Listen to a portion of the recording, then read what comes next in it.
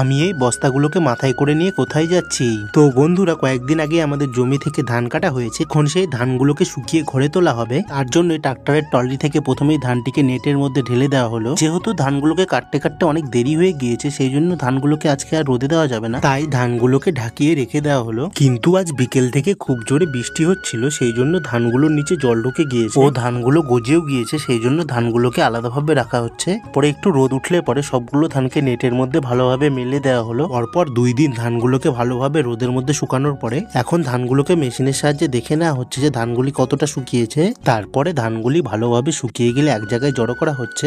ধানগুলি জড়ো করা হয়ে গেলে সবগুলো ধানকে বস্তার মধ্যে ভরে এখন বস্তাগুলোকে সেলাই করা হচ্ছে। এবার আমাদের সব জমিতে চিকন ধান লাগানো হয়েছিল, কিন্তু ধানের দাম খুব একটা না থাকায় ধানগুলোকে এখন নিয়ে গিয়ে আমাদের বাড়িতে রেখে দেওয়া হচ্ছে। আমিও তাদের সাথে কিছু বস্তা মাথায় করে নিয়ে গিয়ে বাড়িতে রেখে দিয়ে আসবো। ভিডিওটি ভালো লাগলে একটা লাইক করে ও চ্যানেলটিকে সাবস্ক্রাইব করে আমার পাশে থেকে, যাতে এরকম আরো ভিডিও আমি তোমাদের জন্য নিয়ে আসতে পারি।